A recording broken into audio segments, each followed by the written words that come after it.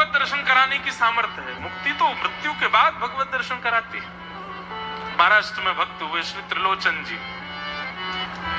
परम संत सेवी, श्री पंडरीनाथ भगवान के चरणों में ही रहते थे। पति पत्नी दोनों निवास करते थे, उनके कोई संतान नहीं थी, तो इसलिए उन्होंने जीवन भर क्या नियम अपनाया कि जो भी धन आदि उनके पास था, जो भी वैभव था, उन्होंने वो पंढरपुर आने वाले वैष्णवों की सेवा में खर्च करने का उसका मन बनाया कि यहाँ इतने दर्शनार्थी आते हैं, सबका भोजन प्रसादी सामग्री हमारे घर में बना करेगी। तो श्री त्रिलोचन जी पंढरपुर आने वाले दर्शनार्थियों को घर बुलाकर के प्रेम से भोजन पवाते थे। और जितने भी दर्शनार्थी दर्शन करके पंढरपुर से जाते थे, वो अन्य संतों को कह देते, बोले कहां जा रहे हो? बोले पंढरपुर जा रहे हैं। बोले भैया पंढरपुर जा रहे हो तो त्रिलोचन जी के यहाँ जाना, उनके यहाँ भोजन प्रसादी बहुत बढ़िया संतों के अनुकूल बनाते हैं। बड़ी ख्याति हो गई महाराज जी, अब तो जितनी भीड़ पंढरपुर विठल मंदिर में, उतनी भीड़ त्रिलोचन जी के घर के बाहर संतों की, दर्शनार्थियों की, सब प्रसाद पाने के लिए जाते। त्रिलोचन जी और उनकी पत्नी बड़े प्रसन्न कि इतने संतों की सेवा हम कर पा रहे हैं, ये हमारा सौभाग्य है। धीरे धीरे दोनों वृद्ध अवस्था को प्राप्त हो गए। दोनों वृद्ध हो गए तो अब इतनी सामग्री बना नहीं पाते, कोई सेवक नहीं था, स्वयं बनाते थे पति पत्नी मिलकर के। अब तो ऐसा हो जाता, कभी कभी दाल लग जाती, जल जाती, रोटियां सेकते तो रोटियां जल जाती। वृद्ध अवस्था, थक भी गए थे बहुत ज्यादा, तो प्रसाद पवाते तो थे, संत जन बेचारे प्रेम से स्वीकार तो करते, पर अब स्वाद नहीं होता था, तो बेचारे जैसा था उसको पाते, थोड़ा बहुत पा करके चले जाते। धीरे धीरे संतों का आगमन अब कम होने लगा। त्रिलोचन जी इस बात से बड़े परेशान हो गए, बोले भैया संत हमारे घर से आना बंद हो गए, हम क्या करें? तो श्री त्रिलोचन जी महाराज ने यमन बाहर एक बड़ा सा कुछ होर्डिंग जैसा लगा दिया, उस पर लिख दिया कि अंदर कोई संत सेवा आदि के लिए एक सेवक की आवश्यकता है। अगर किसी के अंदर सेवा भाव हो तो वो आकर के भीतर संपर्क करे। बंधुओं, एक बात सदैव याद रखना, संत सेवा, ब्रजवासी सेवा, गौ सेवा, इन सब सेवाओं के प्रकल्प में यदि आप सेवक की कामना करोगे तो कहीं ना कहीं किसी ना किसी रूप में ठाकुर जी आएंगे सेवा के लिए। श्रीमद् भागवत में वर्णन आता है कि नंद यशोदा सब जगह जाकर के कहते थे कि गैयाओं की सेवा हो, ब्रजवासियों की सेवा हो, इसके लिए हमको एक लाला हो जाए। इसीलिए ठाकुर जी उनके लाला बनकर के आए, ताकि संत सेवा उनके यहाँ हो सके। त्रिलोचन जी ने बाहर लिख दिया कि भाई संत सेवा के लिए सेवक की आवश्यकता है, यदि कोई सेवा भावी सेवा करना चाहता है तो भीतर आके संपर्क करे। अब यह बोर्ड पढ़ लिया हमारे श्री पंडरीनाथ भगवान ने, और श्री विठल भगवान एक छोटे से बालक का रूप धारण करके त्रिलोचन जी के यहाँ पहुंच गए। त्रिलोचन जी के यहाँ पहुंचे, त्रिलोचन जी बैठे थे। बोले साहब जी, आपने बाहर लिख रखा है संत सेवा के लिए यदि कोई इच्छुक हो तो भीतर आके संपर्क करे, मुझे सेवा करनी है। त्रिलोचन जी और उनकी पत्नी देखे, बोले कितना छोटा सा बालक है, कितना प्यारा है, ये तुम्हारे माता पिता नहीं है? बोले होंगे तो पता नहीं, मुझे तो पता नहीं, मैंने कभी देखा नहीं अपने माता पिता को, मैं अकेला ही हूं, ना मेरे कोई भाई है, ना कोई मेरे मित्र है, ना मेरे कोई बंधु है, ना मेरे माता पिता, मैं अकेला ही हूं। त्रिलोचन जी की पत्नी को तो इतनी दया सी आ गई, अरे राम राम, बेचारा अकेला बालक है।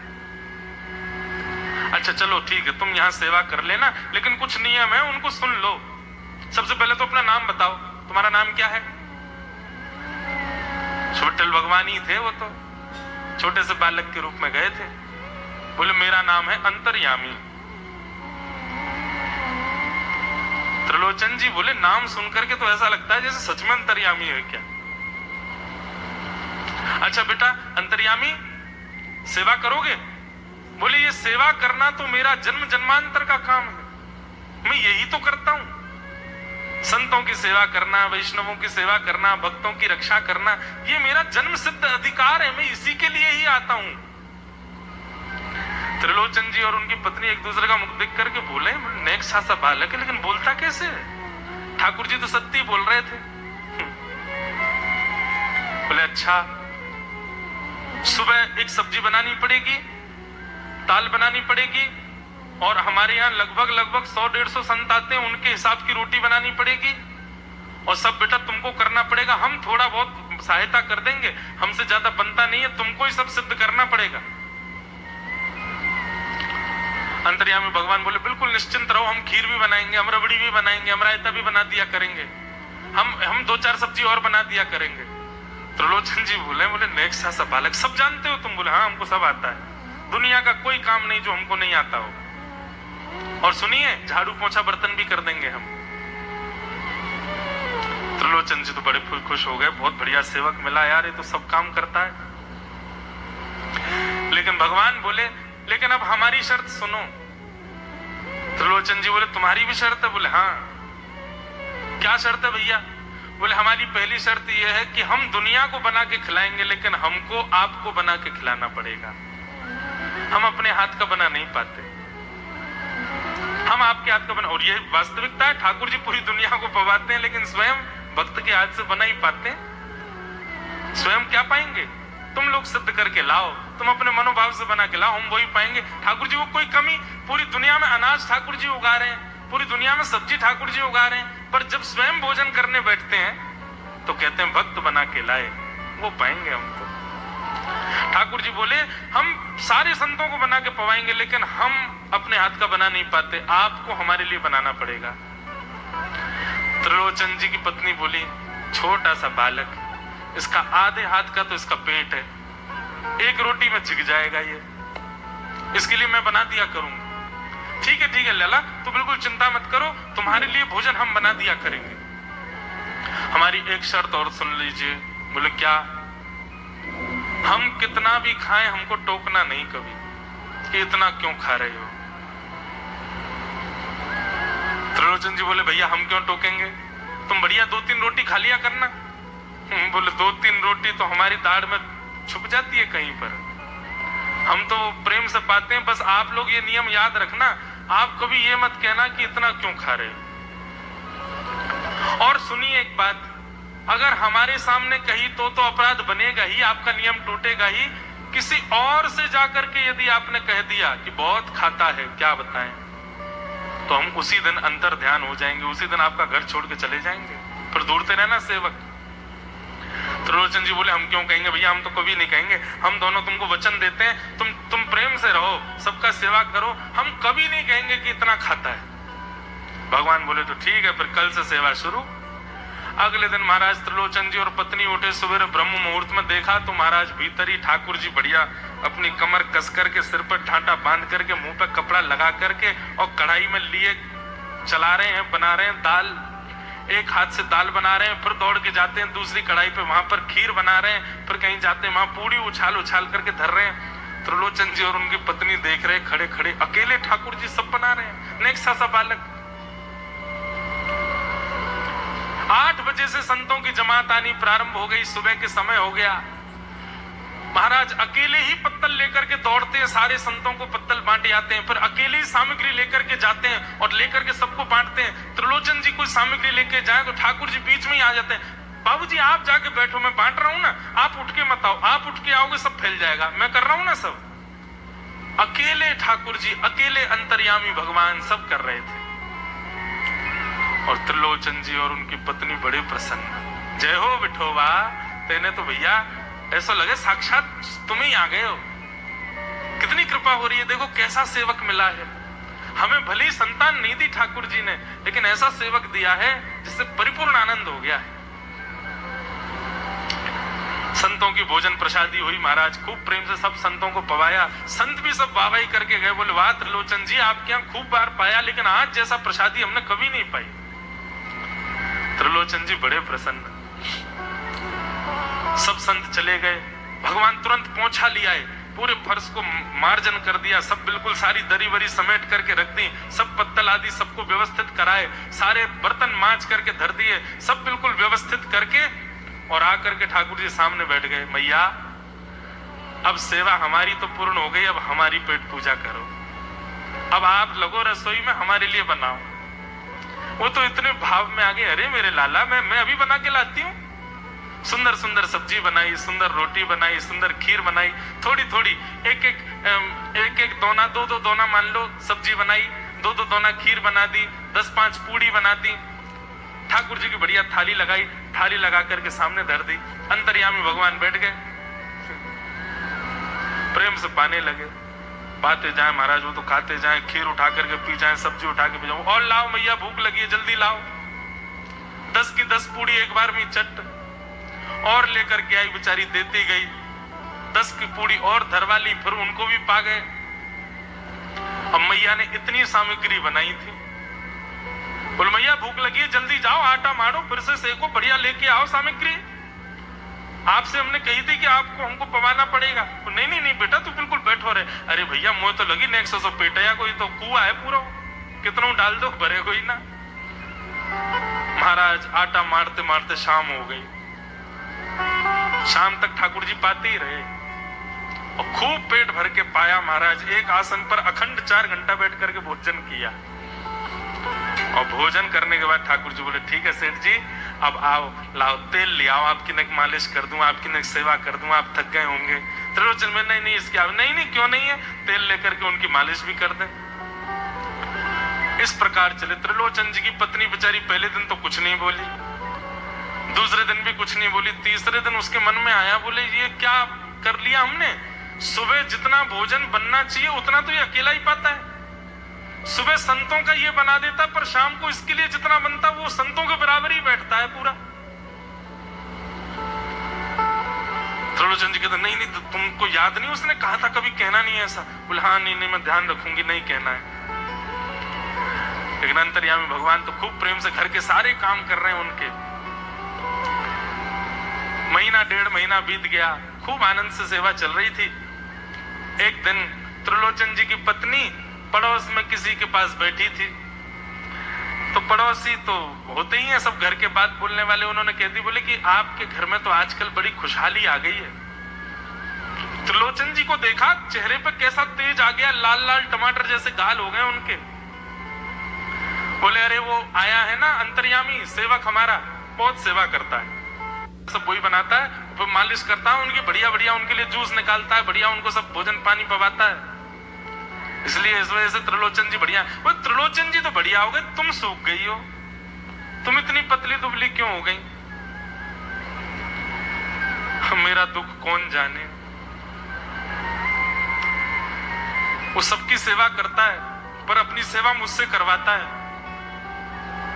अरे छोटा सा तो है, ऐसे मटक मटक के जाता सब्जी लेने, हम तो उसको देखने के लिए खड़े रहते बाहर, कैसे बढ़िया लगता है। कई लोग तो देखने ही आते हैं उसको कि कैसे सब्जी परोस रहा है, कैसे पूड़ी परोस रहा है, कितना सुंदर लगता है। छोटा सा तो है, उसकी क्या सेवा करनी पड़ती है। अरे बहन तुम क्या जानो, 2, 4, 5, 10 किलो आटे की कब कब में रोटियां पूड़ियां खा जाता है चपेट करके, कोई पता नहीं चलती पेट है कुआ है समुद्र क्या है पता नहीं चलता है।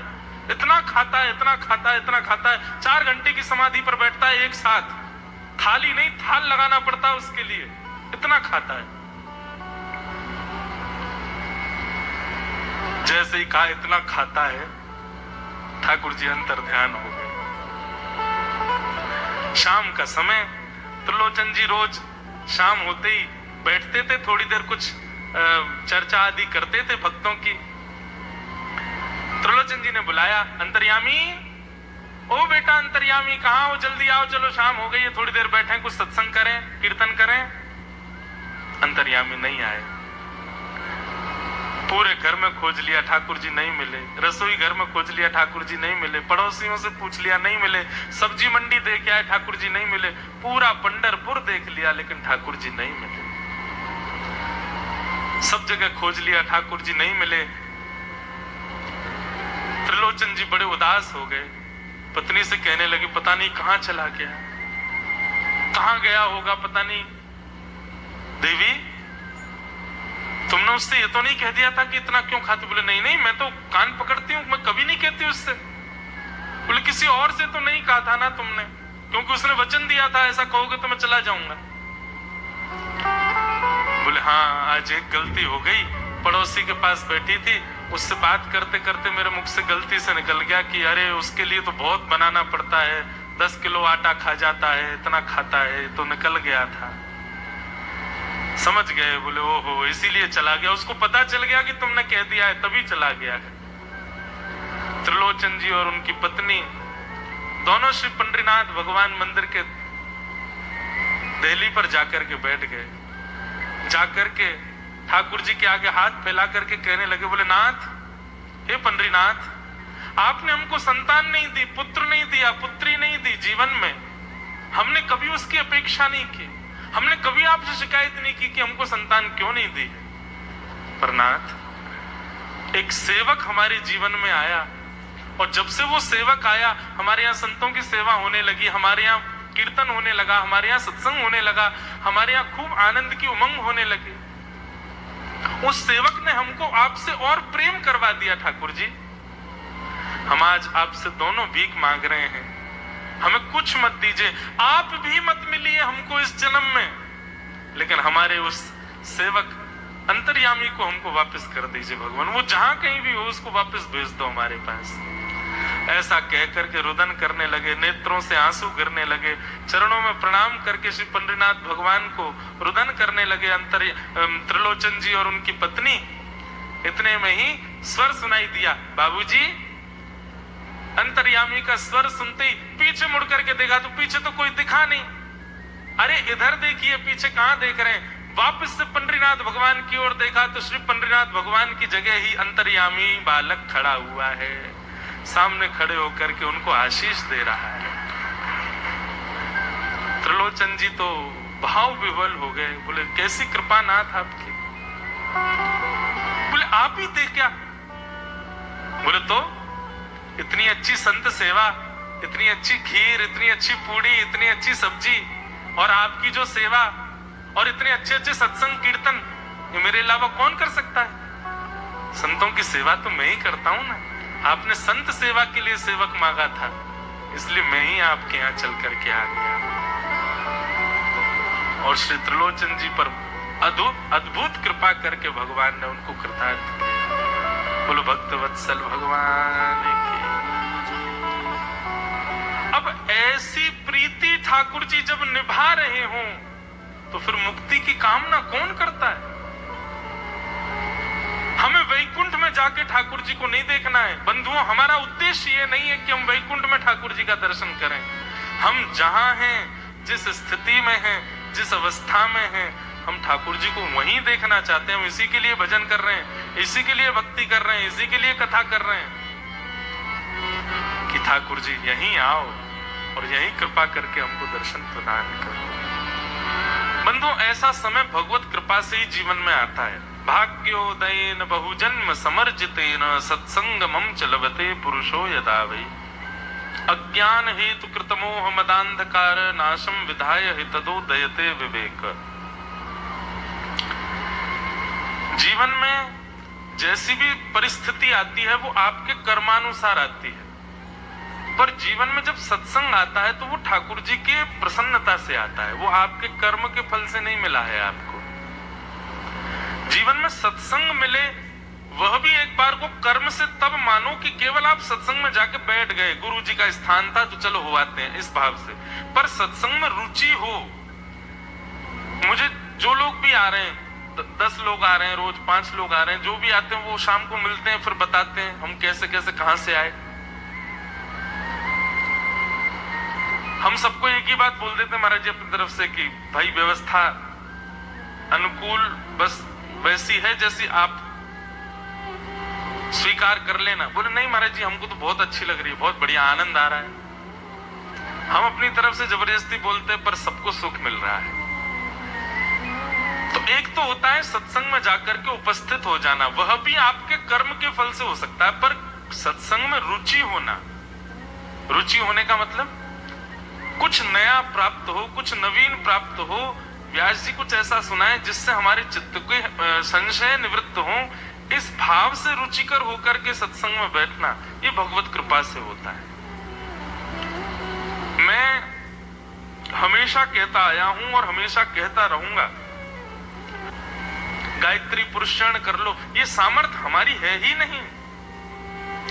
ठाकुर जी अनुग्रह करते हैं। ठाकुर जी जैसे अर्जुन के प्रसंग में हम लोग परसों सुन रहे थे ना, अर्जुन कहता है महाभारत का युद्ध हम जीत गए, पर हम अपनी सामर्थ्य मानते हैं भैया, लेकिन वास्तव में ये सामर्थ्य हमारी नहीं थी। श्री कृष्ण ने जिस दिन कौरवों को देखा, कौरव तो उसी दिन मर गए थे, हम तो मरे मरायों को मार रहे थे श्रेय लेने के लिए। मैं और आप, हम तो केवल श्रेय लेते हैं। मैंने कथा सुनाई, आपने कथा सुन ली, मैंने ठाकुर जी की सेवा करी, आपने दर्शन कर लिया, मैंने त्रिकाल गंगा स्नान किया, आपने जप किया, मैंने मौन धारण किया, नियमों का पालन किया। ये सब श्रेय लेने के लिए केवल हम और आप हैं। बाकी योजनाएं जितनी भी हो रही हैं, ये सब ठाकुर जी करा रहे हैं। ठाकुर जी की इच्छा से ही संभव हो पा रहा है, ठाकुर जी के अनुग्रह से। अभी 10 दिन तो निकल गए हैं बढ़िया प्रेम से, लग रहा है कि हाँ ठाकुर जी की इच्छा से ही सब चल रहा है, सब समय पर हो रहा है। कोई ऐसा नहीं कि कोई नियम, मैं तो कल बोल रहा था रात्रि में, ब्रजवासी भैया कोई नियम कर ले तो बहुत बड़ी बात जानो। अभी तक 10 दिन तो हो गए, मेरा नियम टूट तो रहा नहीं है, मैं बोल भी नहीं रहा हूँ, जप भी पूरा पूरा हो रहा है, सोना उठना भी ठीक ठाक, उतना सोते हैं जितना जरूरत। हाँ, हमारे संग के खूब सो रहे हैं महाराज जी, हमारे संग जो आए इन लोगों की तो ऐसी आनंद वाली मौज है, क्या बताएं। हम लोग बड़ा आनंद करते, सुबह सुबह रोज महाराज जी मैं एक छोटे कलश में भर के गंगा जल लाता हूँ, उसी का ही फिर पूरे दिन उपयोग होता है। तो आधा जल, आधा कलश बच जाता। अब मेरे कमरे में एसी लगा है तो वो इतना ठंडा हो जाता है सुबह, तो मैं तो स्नान करके जाता हूँ, ये सब बिना स्नान के जाते हैं। तो जैसे ही मैं कमरे से निकलता हूँ ये सब भागते हैं, क्योंकि मैं कलश लेके इनके पीछे भागता हूँ। वो भयंकर ठंडा होता है, फिर इनके ऊपर डलता है वो, कोई उधर से भागेगा, कोई इधर से भागेगा। सुबह सुबह का बड़ा अच्छा समय रहता है, वॉकिंग हो जाती है, हमारी जॉगिंग होती है। लेकिन इनको बड़ा सुख है महाराज जी, हम तो भोजन करके आते हैं, आंखों में नींद भरी होती, फिर भी पढ़ रहे होते हैं। आज तो मुझे तो विश्वास ही नहीं था, कबूतर पे इतना सब लिखेंगे लोग हैं। आज तो भर गया मेरा कमरा, पूरा कबूतर ही कबूतर।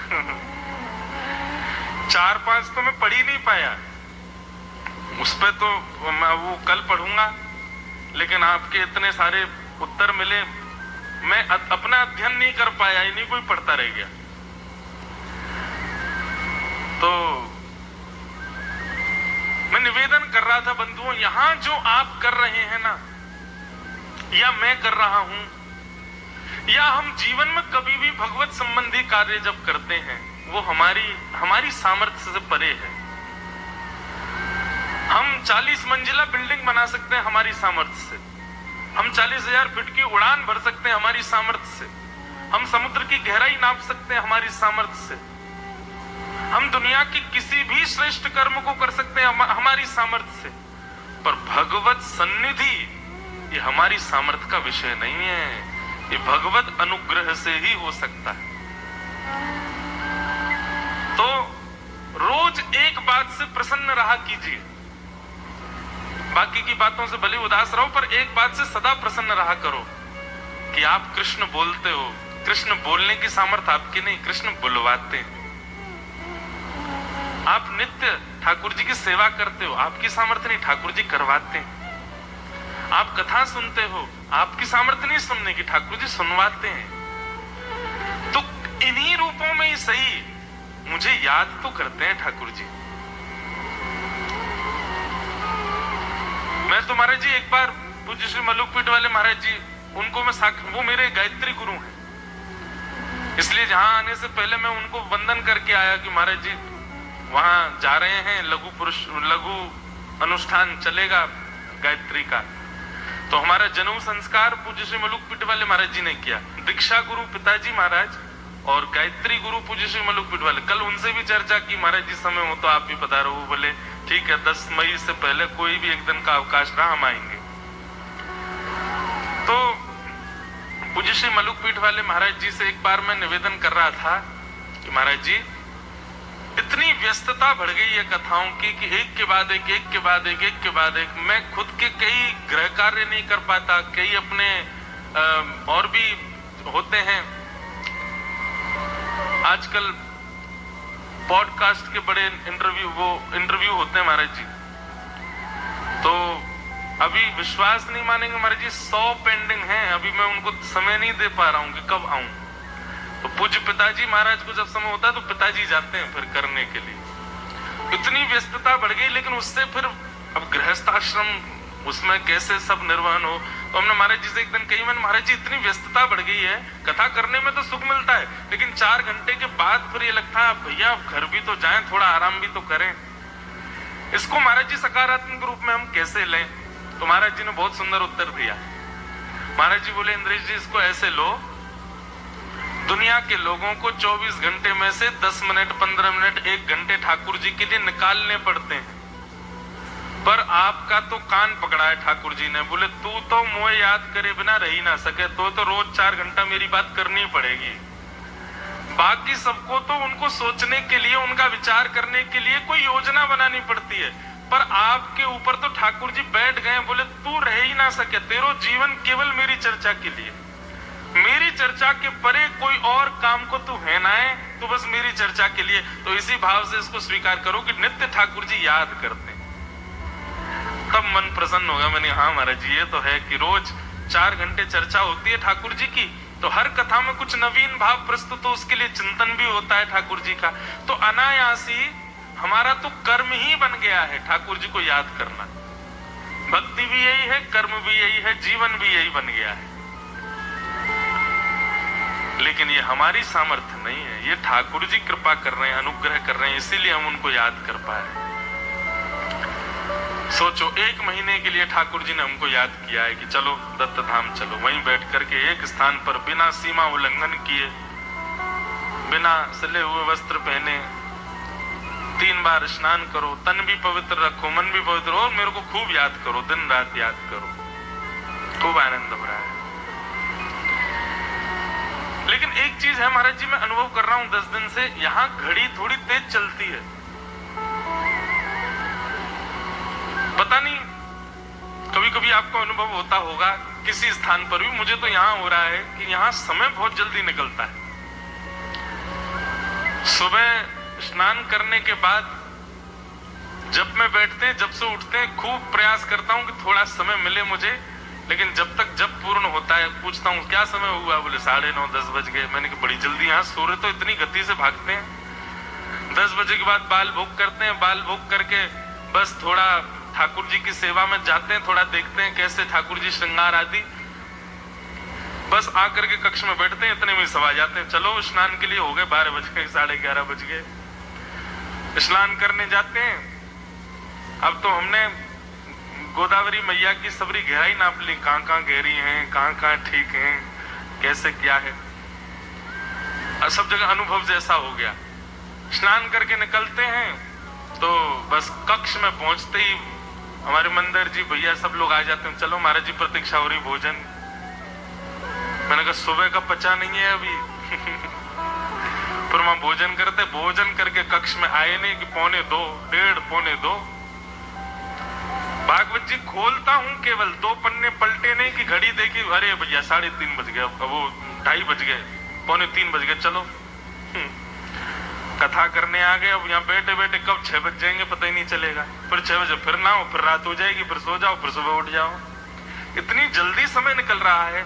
यह भी एक आध्यात्मिक स्थिति में बताते हैं कि आनंद का क्षण जो होता है वो बहुत द्रुत गति से निकलता है, और कष्ट का जो समय होता है उसमें एक क्षण भी युग के समान लगता है। अरे भैया हमारो कष्ट को समय तो छोड़ो, गोपियां क्या कहती हैं गोपी गीत में बहुत सुंदर श्लोक है, गोपियों की याद आई है। त्रुटि योगायते त्वाम पश्यता। गोपियां कहती हैं हे श्याम सुंदर, जब आप हमारे सामने से वनमाली वेश धारण करके जाते हो, गैया चराने के लिए जब निकलते हो, हमारे घर के सामने से जब निकल रहे होते हो नाथ, तब आपका जब हम दर्शन कर रही होती हैं और उस दर्शन के बीच में यदि हमारी आंखों की पलकें गिर जाती हैं, झपक जाती हैं, उनका समय भी हमें 3 युग के समान लगता है। बहुत सुंदर वर्णन। अटति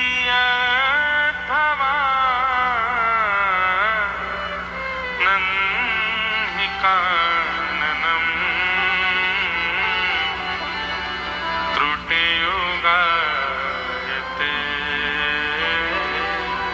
वाम पश्यताम् कुटिलकुन्तलम् श्रीमुखं च ते जडोदीक्षताम् पक्ष्मकृत्रिशाम्।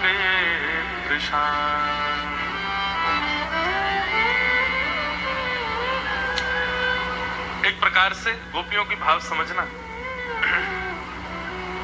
गोपियां कहती हैं अटति यत् भवान नन्हि काननम, जब आप वन में गौचारण करने के लिए निकलते हो नाथ, ठाकुर जी का इतना सुंदर रूप, अभी कथा हो रही थी जयपुर में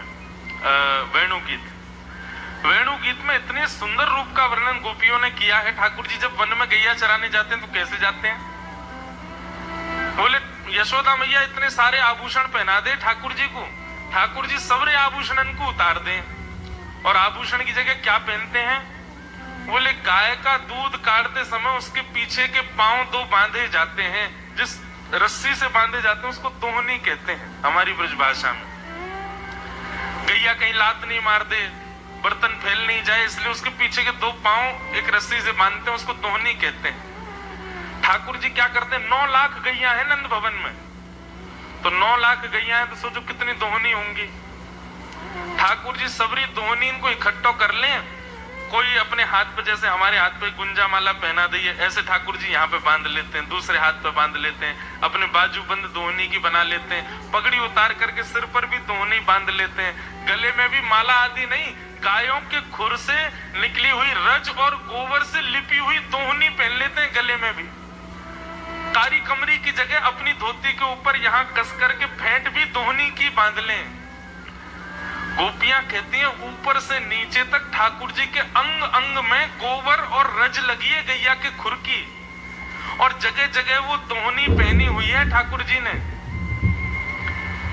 उस दोहनी को पहने हुए गोबर और रज में संलिप्त श्री कृष्ण जब गैया चराने के लिए जाते हैं, गैयान को हाँकते वह जामे। ठाकुर जी का एक तो स्वर इतना सुंदर। एक बार ठाकुर जी श्री कृष्णदास जी का पद बहुत सुंदर। कृष्ण नाम जबते श्रवण सुनोरी आली भूली री भवन में तो बाबरी बही रे। एक गोपी यमुना जल भरने के लिए गई, तभी यमुना पल्ली पार गौचारण कर रहे श्री कृष्ण अपनी गायों को हाँकने लगे, गैयान के नाम बोलने लगे।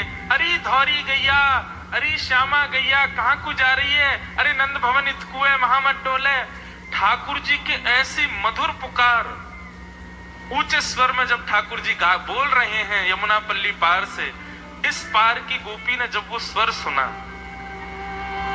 नेत्र बंद हो गए। घड़ा यमुना जी में डूबा हुआ है और बस उसी स्वर में खो गई है।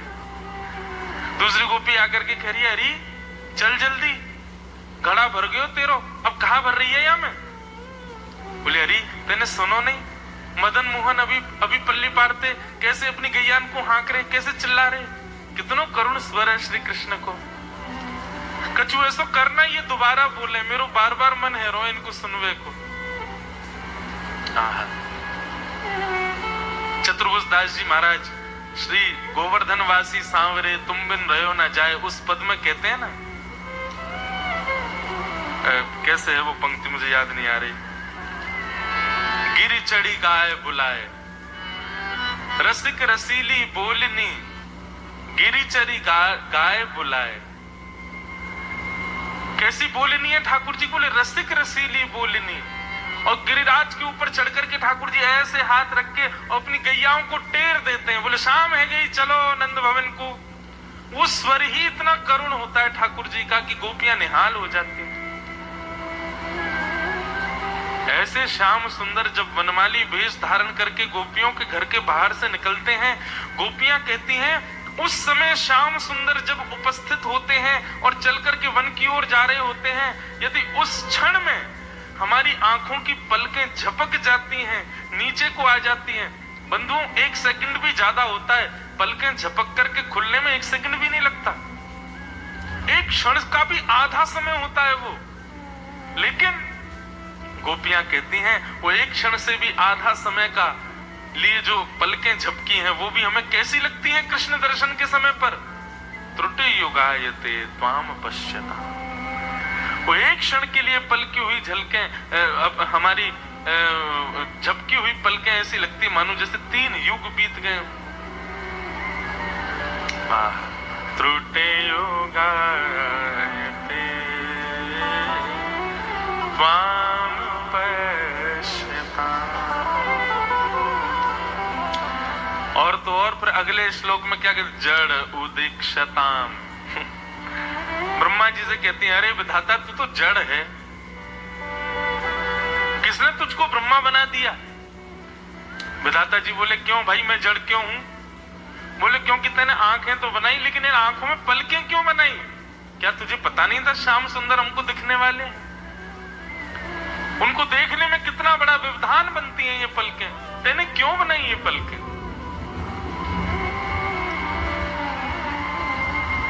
बंधुओं ऐसा भाव गोपियों का। तो ये स्थिति शायद हमारी भी हो सकती है, यहां से जाने के बाद खूब स्मृति आएगी, यहाँ की खूब याद आए। एक प्रकार से वृंदावन और या फिर ऐसा कहो श्री कृष्ण और दत्तात्रेय मिलन महोत्सव चल रहा है। यहाँ पर षडभुज दत्तात्रेय और 2 भुज हमारे कन्हैया, दोनों एक दूसरे के गले में गलवियां डाले घूम रहे हैं। अच्छा लाला तो हमारा छोटा है तो ऐसा भाव रख सके कि श्री दत्तात्रेय भगवान ने, अच्छा ऐसी छवि दिख रही है अपने मनोभाव में, जैसे एक मैया अपने बालक को कभी कभी यहाँ कमर पर ऐसे दोनों पांव उसके ऐसे करके ऐसे ले लेती है ना, कमर के ऊपर आधा सा गिरा हुआ झुका हुआ सा वो बालक अपनी मैया के पेट को ऐसे दोनों पैरों से जकड़ लेता है और फिर मैया उसको लेके जाती है। ऐसी श्री दत्त भगवान की कमर पर मानो श्री कृष्ण ऐसे लदे हुए हों, ऐसे उत्सव का स्वरूप हो गया है श्री दत्तात्रेय कृष्ण मिलन महोत्सव। यहाँ के सब ज्ञानियों को देखते हैं और फिर अपने ऊपर देखते हैं तो ऐसा लगता है ज्ञान और भक्ति का मिलन महोत्सव, वेद और भागवत का मिलन महोत्सव, यमुना और गोदावरी का मिलन महोत्सव। कितने महोत्सव हो रहे हैं, कितना आनंद आ रहा है। बस ऐसा जीवन हो जाए पूरा, यही कामना है। अब ऐसे तो मेरे भाव में भाव ही आते चले जाएंगे, आंख बंद रही तो चलो दत्तात्रेय भगवान के 24 गुरुओं पे थोड़ी चर्चा करें। कल कितने गुरु, कौन से गुरु बताए थे हमने? जोर से बोलो। कपोतो, कबूतर। कई लोगों ने मनोभाव अपने व्यक्त किए हैं, उनको हम सुन लेते हैं। हम 2-4 नहीं पढ़ पाए हैं क्योंकि बहुत विलंब हो गया था, उनको हम कल पढ़ के सुनाएंगे। तो सबसे पहला, दत्त गुरु के 8वें गुरु महाराज जी सच में थोड़ी कठिन तो हैं। सोचना कि कबूतर को गुरु क्यों बनाया, फिर भी जितना अल्पमति में आया वो भाव व्यक्त कर रहे हैं। जी करिए।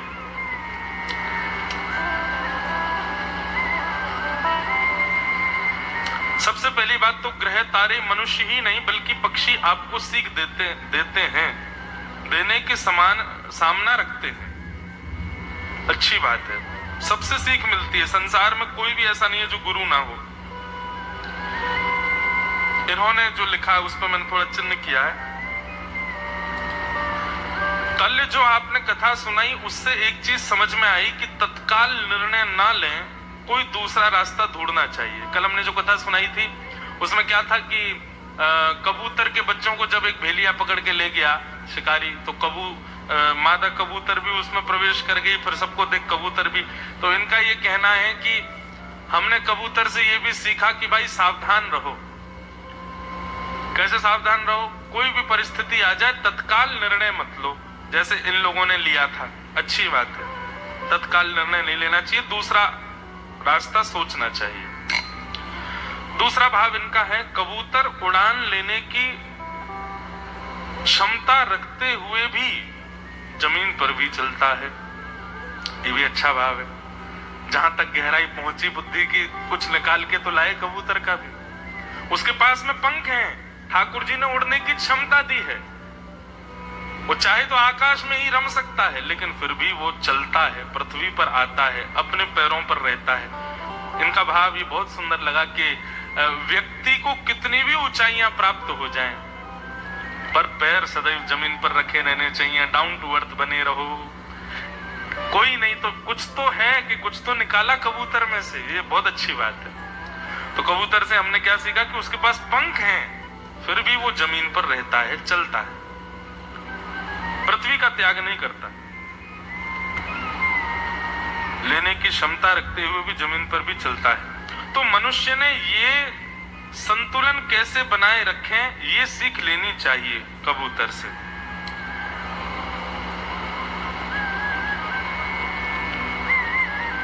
अच्छा, ये तीसरा वाला जो पॉइंट है, ये कईयों ने लिखा है, जैसे कबूतर अपना रास्ता याद रखता है, रखकर दिशा पहचान लेता है। कबूतर रास्ता नहीं भूलता, ये उसकी काबिलियत होती है। तो इनका ये उत्तर था। इनको मिले हैं 10 में से 8 नंबर। फिर एक है कोई, इन्होंने 2 ही लाइनों में पूरा उत्तर लिख दिया है। जिस प्रकार सभी कबूतर एक जैसे होते हैं, फिर भी वह अपने परिवार वालों को पहचान जाते हैं, इसी तरह हमें भी प्रभु भक्तों को पहचान लेना चाहिए। अब तर्क तो हमें समझ नहीं आया, पर इनका यह भाव है कि कबूतर एक जैसे। एक बात आपको बताएं, हमको लगता है कि ये सब एक जैसे ही हैं। शास्त्रों में, श्रीमद् भागवत में भी शायद कोई एक विषय है, वहां पर वर्णन किया गया है कि जीव जंतुओं को हम मानव एक जैसे ही लगते हैं। उनको ये नहीं लगता कि इसका ये सुंदर है, ये थोड़ा बुरा है, ये गोरा है, ये काला है। उनके चित्त में भी वही भाव रहता है जो हमारा जीव के प्रति रहता है कि सब एक जैसे हैं। इनके एक जैसे मुंह हैं, एक जैसे हाथ हैं, एक जैसे पैर हैं, एक जैसे बाल हैं, एक जैसे केश हैं। ठीक वैसे ही जीवात्मा, ये जानवरों को भी हम लोग ऐसे ही दिखते हैं कि सब एक जैसे ही हैं, ये इनमें कोई अंतर नहीं है। बस कपड़े अलग अलग भेद पहन लिए, बाकी उनको रूप रंग से कोई फर्क नहीं पड़ता। शेर के सामने कोई बहुत सुंदर पहुंच जाए और कहे मैं देखो कितना सुंदर हूं, तुम मुझे खाओ नहीं ना, सोचेगा शेर ना? वो तो खा ही जाएगा, मार ही देगा आपको, वो विचार नहीं करेगा। तो जिस प्रकार हमें लगता है कि ये सब एक जैसे हैं, कबूतर एक जैसे हैं, गैया एक जैसी हैं। अब 5000 गौशालाएं हो, 5000 गैया हो एक गौशाला में, कभी आप बछड़ों को खोलो, बछड़ा 5000 गैयाओं में अपनी मैया पहचान लेगा। भाई मेले में हमको छोड़ दो, हम अपनी मैया पहचान लेंगे। हमको लगता है कि वो कैसे पहचान लेते हैं, पर ये बात सामान्य है, कोई विशेष बात नहीं। फिर भी इनको 6 नंबर 10 में से। एक जगह शायद कहीं वर्णन है, महाराज जी आपने देखा हो, कहीं भागवत में ही है शायद, कि जिस प्रकार हमको जानवरों के भोजन पर घृणा आती है कि ये लोग क्या खा रहे हैं, अधपका ऐसी कुछ भी खा जाते हैं, कहीं से निकाल के खा जाते हैं। ऐसे ही जब मानव भोजन करता है तो देवता उसके प्रति वही तुच्छ भावना रखते हैं। राम राम राम, देखो क्या खा रहा है, कचौड़ी, उसमें आलू की सब्जी डाल के खा रहा है, राम राम, इसको और कुछ नहीं मिला। क्यों? क्योंकि वे लोग अमृत पीते हैं, और अमृत में ही निर्मित पूड़ी कचौड़ी आदि सब पाते हैं। तो उन लोगों को लगता है कि वो श्रेष्ठ है, हमारा भोजन जो है वो बड़ा बेकार है, पानी में बना के खाते हैं, तेल में तल के खाते हैं। तो जैसे हम लोग जानवरों के भोजन पर घृणा करते हैं, ऐसे देवता हमारे भोजन पर भी घृणा करते हैं जब हम लोग खाते हैं। पर वही भोग लगा करके ठाकुर जी का प्रस्तुत किया जाए तो भगवान के अधर पर छुपते ही वो अमृत तुल्य हो गया, फिर देवता उस पर घृणा नहीं करते। इसलिए सदैव भोग ही पाना चाहिए। ठाकुर जी का अधरामृत होते ही वो अधर अमृत से युक्त हो गया, अब वो अमृत युक्त है। तो ऐसी भी भावना कहीं कहीं आती है। तो कबूतर अपने परिवार को पहचान जाता है, ये एक सामान्य बात है, सब पहचान जाते हैं भैया। हमको लगता है कि वो एक जैसे हैं, पर उनको सबको पता है कि किसमें क्या बदलाव है। फिर कबूतर की आदत है वह सदैव अपने जोड़े से रहता है। उसकी इस आदत से हमने क्या सीखा कि पर स्त्री पर पुरुष गमन संग नहीं करना चाहिए, जो कि शास्त्र भी मना करते हैं। तो कबूतर से ये सीख लेनी चाहिए कि एक जीवन साथी और एक व्यक्ति को ही सर्वस्व। इसमें जीवन साथी कोई क्यों लो, हर रूप में सबको स्वीकार करो। मित्र भी एक ही हो लेकिन श्रेष्ठ हो, पति पत्नी भी एक ही होते हैं भैया। हमारे यहाँ तो पुरातन, वहां चले जाओ विदेशों में तो बहुत सारे होते हैं, पर फिर भी ये सीख अच्छी है। कबूतर सदा जोड़े से रहता है, मतलब एक के संग ही संपूर्ण जीवन निर्वहन करता है। ऐसे ही मानव को भी ये सीखना चाहिए, अच्छा भाव है। फिर कबूतर को संध्या काल के बाद देखने में असमर्थता प्रतीत होती है, वह अंधेरा होते ही अपने घोंसले में वापस आ जाता है। इस आदत से कई भाव मन में आते हैं। कौन सा भाव आता है बताइए? ये कबूतर हम मनुष्यों को संध्या अंधकार हमारे दुख तथा घोंसला हमारी श्यामा जू, अच्छा किशोरी जी से, अच्छा इन्होंने कहा है कि अंधकार क्या है? अंधकार हमारे दुख हैं, और घोंसला क्या है? हमारी ठौर क्या है? बोले श्यामा जी। तो जैसे ही दुख रूपी या संकट रूपी अंधकार जीवन में आए तो अपने घोंसले में आ जाना चाहिए। इसमें हम थोड़ा संशोधन ये करेंगे कि अगर आप ये कह रहे हैं कि केवल अंधकार आने पर घोंसले पर आना ये हमें सीखना चाहिए, तो केवल दुख दारिद्र आने पर ही हमको श्री जी की शरण नहीं लेनी चाहिए, हमेशा उनकी शरणागत रहना चाहिए। तीसरा इन्होंने लिखा, घोंसला उजड़ने पर दूसरा बना लेता है। अच्छी बात, मानव भी बनाता है। एक घर टूट जाए तो फिर फ्लैट में जाएगा बेचारा, दूसरी जगह जाएगा। लेकिन इनका तीसरा भाव अच्छा है। कबूतर जब दाना चुगते हैं, सब कबूतर मिलके अपने अपने दाना चुगते हैं, एक दूसरे का हक नहीं छीनते। मानव में यह गुण नहीं है। एक कथा आती है कि एक आदमी रिक्शे में अन्न लेकर के जा रहा था, एक गड्ढे में रिक्शा फंसा, पलट गया, तो जो अन्न की बोरी थी वो गिर गई, फैल गई, तो सारा अन्न गिर गया। अब जब तक रिक्शा वाला समेटता तब तक एक कुत्ता आया, उसने आकर के अपने जितना उसको चाहिए था उतना लेकर के चला गया। कुछ पक्षी आए, पक्षियों को जितना चाहिए था अपनी चोंच में भर के ले गए, लेकिन मानव आया, पूरा का पूरा कट्टा ही उठा के चला गया, किसी और के लिए छोड़ के ही नहीं गया। ये मानव का स्वभाव। ये अच्छा पॉइंट है कि कबूतर केवल उतना ही लेता है जितनी उसको जरूरत है, और दूसरे का हक कभी नहीं लेता है। मानव को सीखना चाहिए, उतना स्वीकार करो जितने में आपका बस चले, दूसरे के श्रेष्ठताओं पर कभी अधिकार मत जमाइए। विनय निवेदन संकोच करते हुए महाराज जी सप्तनिधि प्राकट्य कथा सुनाइए, सुनाएंगे, अभी तो बहुत लंबा समय है। फिर कबूतर का ये गुण सबने देखा है। अच्छा हाँ, ये इनको पिछले वालों को कितने नंबर दिए हमने? इनको मिले 10 में से 8 नंबर, अच्छे भाव थे। फिर एक उत्तर आया है, जल्दी से ही बता देता हूं कि आप कबूतर को कुछ भी कहो, अच्छा भाव था ये। आप कबूतर को कुछ भी कहो, वो उत्तर में केवल गुटुर गु बोलेगा, उसके अलावा कुछ नहीं बोलता है। बोले मानव के पास में बहु बातें होती है, अगर एक व्यक्ति कुछ कहे तो उसके पास उत्तर देने को बहुत कुछ है, लेकिन मानव को कबूतर से सीखना चाहिए, चाहे कोई कुछ भी कहे, आप तो केवल भगवान नाम ही उत्तर में दिया करो। बहुत अच्छी बात। एक महाराज जी हमारे वृंदावन में एक संत हैं, अभी भी हैं, त्यागी जी, सुदामा कुटी में विराजते हैं। तो वो महाराज जी वो भी मौन ही रहते हैं, कुछ नहीं बोलते। उनकी आयु कितनी है किसी को नहीं पता। वो हमारे रामानुज गुरु जी के संग भी रहे, पिताजी महाराज के साथ भी उनका रहा, अभी हमने भी उनके दर्शन किए, और वो तब से वैसे ही हैं देखने में, आज तक उनका रूप बदला नहीं। एक बार कुछ रामानुज गुरु जी ने, हमारे दादा गुरुदेव ने उनको घर पर प्रसादी के लिए निमंत्रित किया। तो माता जी ने भोग बनाया, तो थाली लगाई, तो ऐसा गुरु जी की आज्ञा थी, बोले जो भी दो पूछ के देना सामग्री। कई संतों के नियम होते हैं, कोई ये नहीं पाते, कोई वो नहीं पाते, कई लोग देसी गाय के शुद्ध घी का भी बना सब पाते हैं, आदि सबके नियम होते हैं।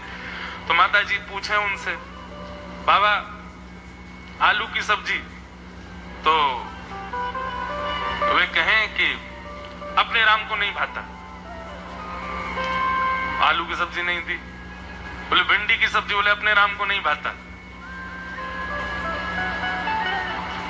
हमारी दादी बोली, बोले हम देंगे, रुको हमारे हाथ से पाएंगे। बोले बाबा ले आओ, ये गट्ट की सब्जी बनती है एक महाराज, उसमें सारी सब्जियां होती हैं, गट्ट की सब्जी, बोले अपने राम को नहीं चाहिए। दादी बोली तो बाबा रायता ले गो, बोले अपने राम को नहीं चाहिए। बोले पूड़ी ले लो, बोले अपने राम को नहीं चाहिए। चावल ले लो, बोले अपने राम को नहीं चाहिए। बोले पापड़ खा लो, बोले अपने राम को नहीं चाहिए। बोले पानी पी लो, बोले अपने राम को नहीं चाहिए। तो हमारी दादी थोड़ी ब्रजभाषी तो थी, गुस्सा में बोली बाबा जहर ले गो, बोले अपने राम को नहीं चाहिए, उसमें भी अपने राम को नहीं चाहिए। तो उनका ये है भाव, वो हर किसी को यही उत्तर देते हैं, अपने राम को नहीं चाहिए। तो इनका ये भाव अच्छा लगा कि कबूतर जो है वो गुटुरगु ही बोलता है, उससे चाहे कुछ भी कहो। देखो कितने मेधावी श्रोता क्या क्या गुण खोज के लाए। इनको मिले हैं 10 में से 7 नंबर, लेकिन इनको एक स्माइली भी मिली है साथ में, क्योंकि हंसा दिया सबको। फिर एक है भैया, इन्होंने लिखे हैं 3-4 पॉइंट पर ठीक है। इन्होंने कहा कि कबूतर में दृढ़ता होती है, विश्वास भरोसा होता है, आदि आदि भाव लिखे हैं। आपको प्रणाम, आपको भी 10 में से 6 नंबर मिले हैं। फिर एक है, उन्होंने कहा कि कबूतर प्राचीन काल में संदेश वाहक होते थे, एक जगह से दूसरी जगह ले जाते थे संदेश।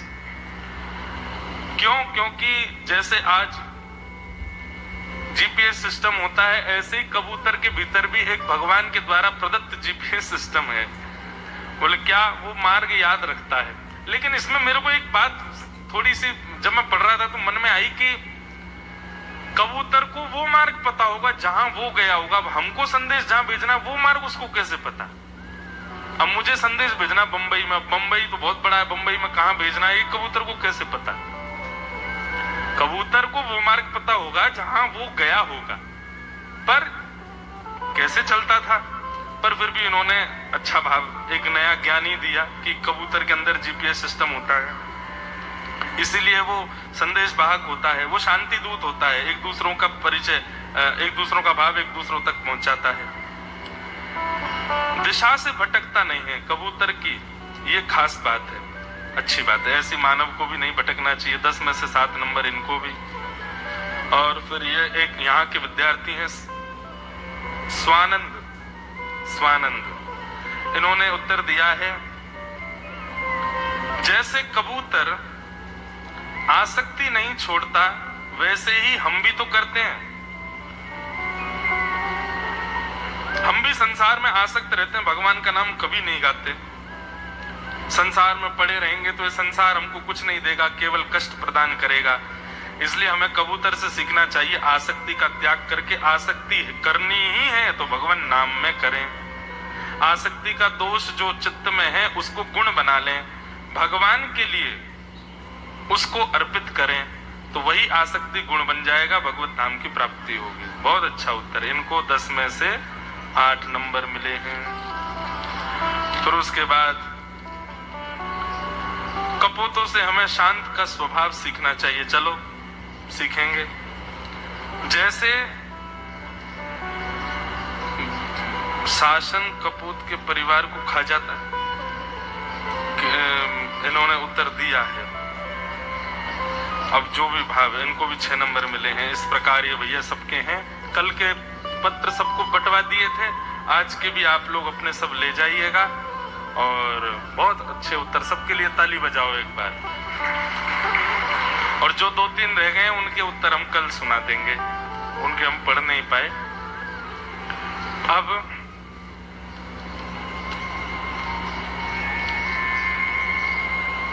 कपोतों और कपोतों के बाद श्री दत्त भगवान के अगले गुरु का नाम क्या है? कपोतो अजगर सिंधु पतंगो मधुकृत गजः।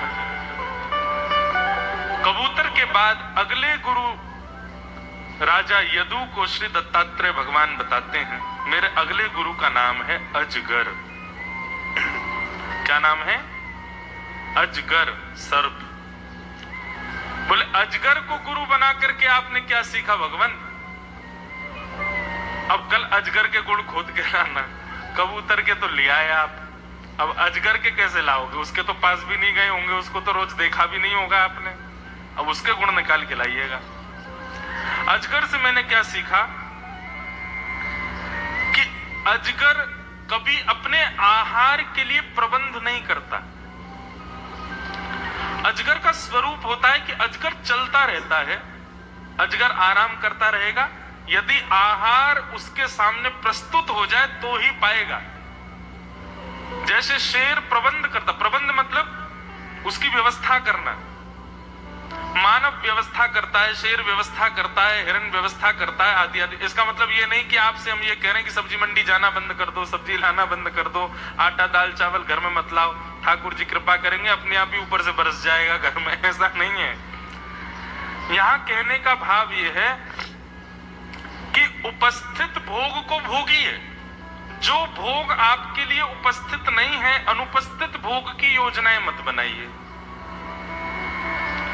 जैसे कि परसों हम स्नान करके कथा के बाद जब आए तो यहाँ पर गन्ने का रस कोई माता जी सबको पिला रही थी ऊपर, अभी उपस्थित हुआ तो आपने पी लिया, लेकिन अनुपस्थित है कोई वस्तु व्यंजन यदि, तो उसके लिए ज्यादा प्रयोजन मत करो कि ये ऐसा नहीं है इसके लिए कुछ करूं, यहाँ पर ये व्यवस्था नहीं है ऐसा कुछ ले आऊं, मेरे घर में ये नहीं है ऐसा करें।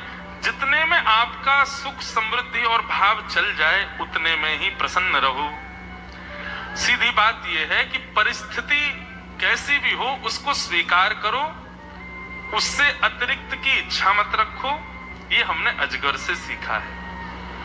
अजगर चलता रहता है, यदि भोजन मिल जाए तो पा लेता है, नहीं मिलता तो अजगर उसके लिए प्रयोजन नहीं करता है। मानव भी इसी प्रकार अपने कर्म में लगा रहे, अपने कर्म गति को प्राप्त करता रहे, उसमें श्रेष्ठता मिल जाए तो अच्छी बात है, नहीं मिले तो उससे कोई हताश उदास निराश होने की आवश्यकता नहीं है। अपने कर्म में ध्यान रखे। अजगर से हमने सीखा। श्री मलुकदास जी महाराज का बड़ा प्रसिद्ध पंक्ति है ये, अजगर करे न चाकरी, पंछी करे न काम, दास मलुका यूं कहे सबके दाता सबके दाता। श्री मलुकदास जी का एक पद है, बहुत अच्छा पद है, दीन बंधु दीनानाथ मेरी सुध लीजिए। बहुत सुंदर पद है। इसको गा करके फिर हम कथा में प्रवेश करेंगे। सब लोग गाना मेरे साथ। दीन दीनानाथ दीन बंधु दीनानाथ, दीन बंधु दीनानाथ, दीन बंधु दीनानाथ, मेरी सुध लीजिए, दीन बंधु दीनानाथ।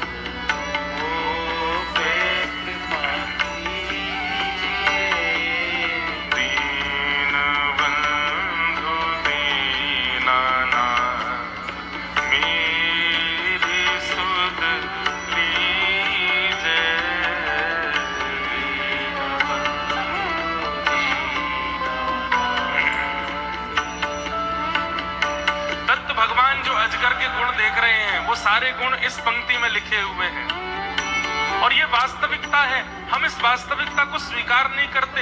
एक अवास्तविकता है, उसको स्वीकार किए बैठे हैं। पर वास्तविकता तो यही है, श्री मलुकदास जी महाराज कह रहे हैं क्या,